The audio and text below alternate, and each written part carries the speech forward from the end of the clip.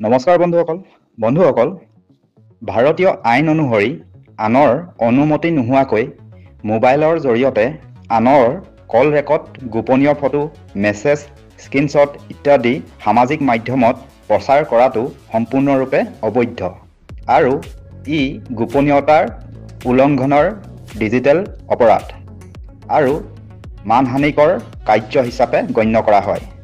ইয়াৰ বাবে ভাৰতীয় দণ্ডবিধ IPC তথ্য প্ৰযুক্তি আইন অৰ্থাৎ ITC এক্ট অনুসৰি আৰু অন্যান্য আইনৰ অধীনত কঠোৰ শাস্তি হ'ব পাৰে। গতিকে বন্ধুসকল, আজি আমি এই ভিডিঅ'টোৰ জৰিয়তে ভাৰতীয় সংবিধানৰ মতে কোনখন আইন অনুসৰি কি শাস্তিৰ সন্মুখীন হ'বলগীয়া হ'ব তাৰ সম্পৰ্কে অলপ জানো আহকচোন। Number 1, information technology act 2000 ITC act. ধাৰা 66E প্ৰাইভেচি ভায়োলেন্স অৰ্থাৎ গোপনীয়তাৰ উলংঘন। অনুমতি নোহোৱাকৈ কাৰোবাৰ ব্যক্তিগত ছবি, ভিডিঅ', স্ক্ৰীনশ্বট আদি তুলি আৰু সামাজিকভাৱে প্ৰকাশ কৰিলে এই ধাৰা অনুযায়ী শাস্তিৰ সন্মুখীন হ'ব পাৰে। শাস্তি হৈছে 3 বছৰ জেল বা 2 লাখ টকাৰ জৰিমনা পৰ্যন্ত হ'ব পাৰে। ধাৰা 67 অবস্কেন মেটেৰিয়েল প্ৰকাশৰ ক্ষেত্ৰত অৰ্থাৎ যদি অশ্লীল সামগ্ৰী প্ৰকাশ কৰে, যেনে যদি ফটো বা মেছেজ অশ্লীল হয় আৰু ইণ্টাৰনেটত শ্বেয়াৰ কৰা হয়, তেন্তে আইনৰ ধাৰাৰ অধীনত কেছ হ'ব পাৰে। শাস্তি হৈছে প্ৰথমবাৰৰ বাবে 3 বছৰ জেল আৰু লগতে 5 লাখ টকা জৰিমনা ভৰিব লাগিব। দ্বিতীয়বাৰৰ বাবে 5 বছৰ জেল আৰু লগতে 10 লাখ টকা জৰিমনা ভৰিব লাগিব। Number 2, Indian panel code IPC ধাৰা 500 মানহানিৰ অভিযোগ। কাৰোবাক অপমানজনক বা মানহানিকৰ কথা কৈ ছবি বা অডিঅ' নাইবা ভিডিঅ' শ্বেয়াৰ কৰিলে শাস্তি হ'ব 2 বছৰ জেল বা জৰিমনা।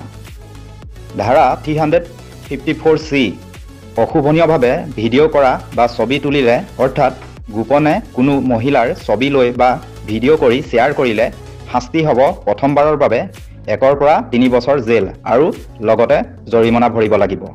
দ্বিতীয়বাৰৰ বাবে 3 পৰা 7 বছৰ জেল আৰু লগতে জৰিমনা ভৰিব লাগিব।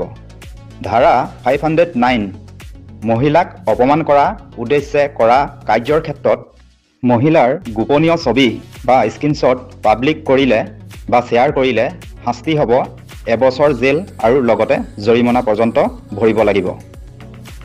নম্বৰ 3, ইণ্ডিয়ান টেলিগ্ৰাফ এক্ট 1885 ধাৰা 25 আনঅথৰাইজড টেপিং অবৈধ কল ৰেকৰ্ড কৰিলে অৰ্থাৎ অনুমতি অবিহনে কাৰোবাৰ ফোন কল ৰেকৰ্ড কৰি শ্বেয়াৰ কৰিলে শাস্তি হ'ব 3 বছৰ জেল আৰু লগতে জৰিমনা। উল্লেখযোগ্য পইণ্ট: আনৰ অনুমতি অবিহনে ব্যক্তিগত তথ্য, audio', video', message, screenshot, photo share কৰাটো ভাৰতীয় আইন অনুসৰি অপৰাধ। ক্ষতিগ্ৰস্ত ব্যক্তিজনে থানাত FIR দিব পাৰে। এনেধৰণৰ কাৰ্যকৰ্মৰ বাবে চাইবাৰ আৰক্ষীয়ে তদন্ত কৰে। সুৰক্ষিত থাকিবৰ বাবে কেইটামান পৰামৰ্শ হৈছে: 1 নম্বৰতে ব্যক্তিগত তথ্য কেতিয়াও কাৰোলৈ শ্বেয়াৰ নকৰিব।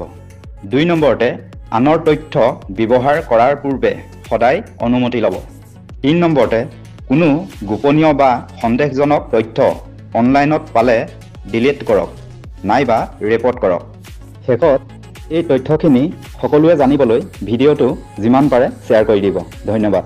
তথ্যখিনি জানি যদি উপকৃত হৈছে তেন্তে আনে জানিবলৈও ভিডিঅ'টো শ্বেয়াৰ কৰি দিব আৰু প্ৰতিদিনে এনেধৰণৰ নতুন তথ্য জানি থাকিবলৈ আমাৰ ইউটিউব চেনেলটো ছাবস্ক্ৰাইব কৰি দিব। আৰু যদি আপুনি আমাৰ ফেচবুক পেজটোত চাই আছে তেন্তে আমাৰ ফেচবুক পেজটো ফ'ল' কৰি দিব। ধন্যবাদ। পুনৰ লগ পাম অন্য এটা তথ্যৰ ভিডিঅ'ত।